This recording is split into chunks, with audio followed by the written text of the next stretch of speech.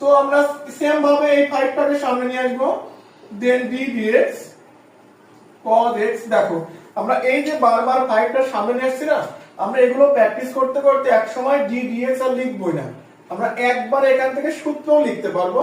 But যেহেতু আমরা প্রথমে এগুলো করতেছি, এই জন্য এই লাইনগুলো একটু ভেঙে ভেঙে দেখাচ্ছি। তো এই 5 টা এখানে রেখে দিলাম। এখন বলো যদি x এর সাপেক্ষে cos x এর অন্তরীকরণ করো তো কত আসবে? -sin x। তো এখানে লিখে দেব -sin x। তো এখানে থাকছে -5 sin x। এইটা হচ্ছে आंसर। খুবই সহজ। তাহলে এটা ছিল আমাদের কত নম্বর? 7 নম্বর। তাহলে আমরা 8 নম্বর প্রশ্নটাও দেখি। আমাদের 8 নম্বর প্রশ্নে দেওয়া আছে d dx 9 sin x। d dx না, ওটা থিটা দেওয়া আছে, তো এখানে আমাদের থিটা দিতে হবে 9 sin থিটা।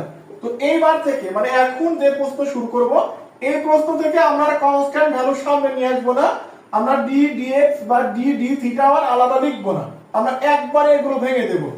তাহলে 9 এখানে রাখলাম, তাহলে যদি থিটার সাপেক্ষে sin থিটাকে অন্তরীকরণ করো তাহলে আসবে cos থিটা। এই দেখো অ্যানসারটা হয়ে গেছে। আমরা এখানে ধরো 9, এই 9 টা সামনে নিয়ে আসছি, যদি এই d থিটার সাপেক্ষে sin কে অন্তরীকরণ করো তখন রেজাল্ট চলে আসবে cos থিটা। তো আশা করি এটা বুঝছি। তাহলে এরপরে 8 নম্বরের পরে আমাদের 9 নম্বরের আরেকটা প্রশ্ন দেওয়া আছে। আমাদের 9 নম্বরের প্রশ্ন 2 cos theta plus 9 sec theta. তাহলে d d theta 2 cos theta plus 9 sec theta. তো এই অঙ্কটা আমরা একটু ভেঙে লিখতে পারি, বাট আমরা ভেঙে লিখবো না, যেহেতু অনেকগুলো প্রশ্ন একই ভাবে আমরা ভেঙে দেখছি।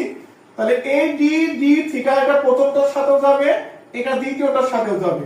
তাহলে আমরা প্রথমত 2 কে রাখছি, d d থিটা সাপেক্ষে যদি cos কে অন্তরীকরণ করো তখন হবে -sin থিটা। আশা করি এটা বুঝছি। এবার এইটা যদি আমরা এই লাইনের সাথে নিয়ে যাও, 9 টা রাখলাম, d d থিটা সাপেক্ষে sec কে অন্তরীকরণ করলে আসবে sec x into sec theta into sec theta into tan theta. আশা করি বুঝছি। এই দেখো d dx x এর সাপেক্ষে sec x কে করলে sec x into tan x, same ভাবে যদি sec থিটা কে করো sec theta into tan theta.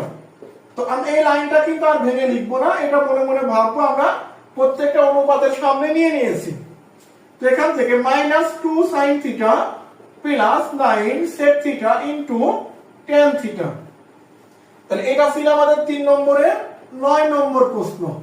তো আশা করি এটা বুঝতে পারছো, খুবই সহজ প্রশ্ন। যদি এইগুলো